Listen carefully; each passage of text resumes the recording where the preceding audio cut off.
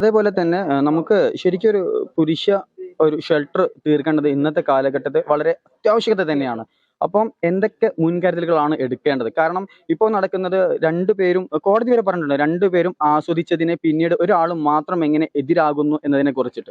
ഒറ്റ കാര്യം ചിന്തിക്കുക. നമ്മുടെ മകൻ, നമ്മുടെ അച്ഛൻ, നമ്മുടെ സഹോദരൻ, നമ്മുടെ സുഹൃത്ത് ജയിലിൽ നിന്ന് ഒരു വ്യാജ പരാതി അകലത്തിൽ മാത്രമാണ്.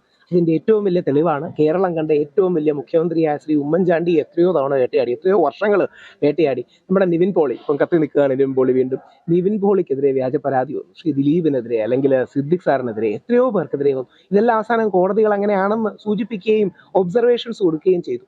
ഇതൊരു രാഷ്ട്രീയ വിഷയമല്ല. കാര്യം നമ്മൾ പുരുഷന്മാരുടെ ജീവിതം ആർക്കെങ്കിലും വിട്ട് പന്ത് തട്ടാനുള്ളൊരു അവസരമാക്കി നമ്മൾ മാറ്റരുത്. അവിടെയാണ് നമ്മൾ ഈ കള്ളം പറയരുത്, കള്ളപ്പരാതി കൊടുക്കരുത്, കള്ളസാക്ഷ്യം പറയരുതെന്ന് നമ്മുടെ 10 കൽപ്പനകളൊക്കെ പറയുന്നുണ്ട്.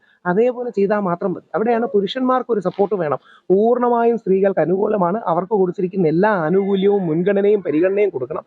പക്ഷെ പുരുഷനെ ചവിട്ടി തേൽക്കുന്ന, പുരുഷനെ അവഗണിക്കുന്ന, പുരുഷനെ പീഡിപ്പിക്കുന്ന, പുരുഷനെ വേട്ടയാടുന്നൊരു സിസ്റ്റം പാടില്ല.